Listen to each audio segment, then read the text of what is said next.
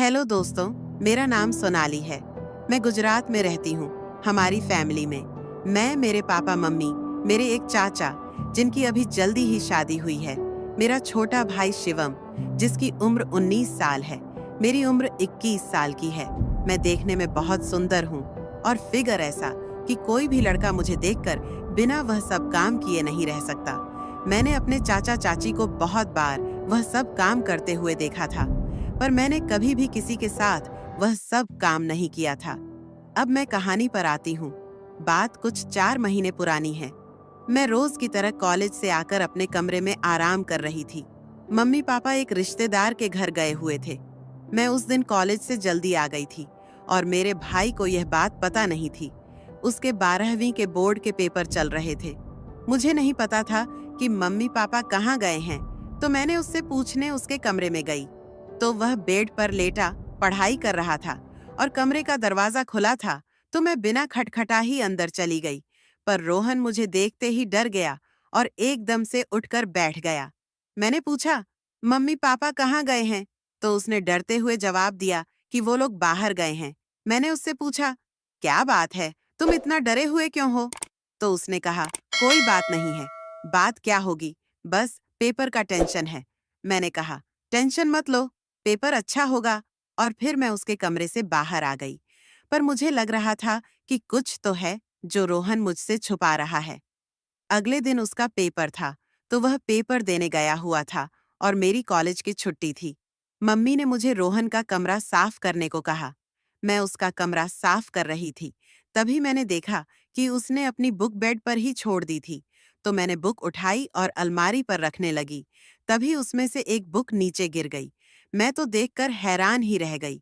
वह एक गंदी किताब थी और उसमें लड़कियों की गंदी तस्वीरें थीं तथा वह सब काम करने के बारे में बताया गया था। फिर मेरी समझ में आया कि जब मैं एक दिन पहले कमरे में गई तो वह इस तरह डर क्यों गया। पहले तो मुझे बहुत अजीब लगा। फिर मैंने सोचा, कोई बात नहीं। मैंने इस बारे में किसी को कुछ नहीं बताया।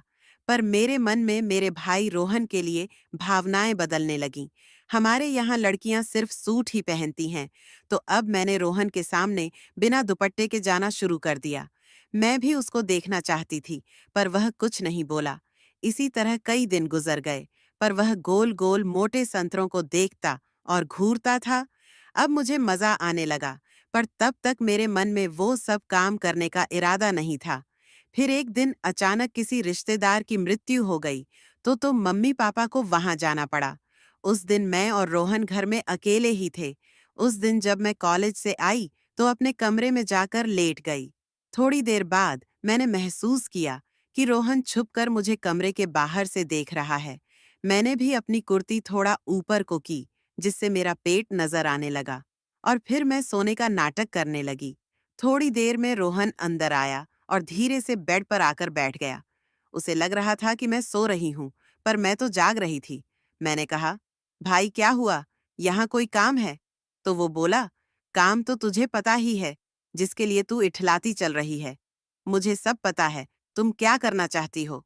मैंने कहा, क्या कहना चाहते हो? पहले दरवाजा बंद कर लूं, रुक फिर बताता हूं तुझे। फिर जल्दी से दरवाजा बंद करके आया और बोला कि मैं तुमसे एक जोरदार क्रिकेट मैच खेलना चाहता हूं। मैंने कहा, लेकिन भाई मैं तो तुम्हारी आपकी बहन हूं, ऐसा मत करो, और मैं अभी वो सब करने के लिए तैयार नहीं हूं। पर वह कहाँ मानने वाला था। फिर उसने मस्त वाला क्रिकेट खेल खेला, खूब चौके लगाए।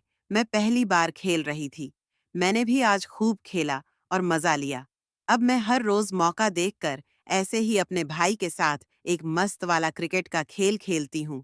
तो दोस्तों, वीडियो अच्छा लगा हो तो लाइक करें, सब्सक्राइब करें, शेयर करें, कमेंट करके जरूर बताएं कि स्टोरी के विषय में आपकी क्या राय है। बेल आइकन को जरूर दबाएं ताकि अगले वीडियो का नोटिफिकेशन आप तक पहुंच सके। वीडियो देखने के लिए बहुत बहुत धन्यवाद।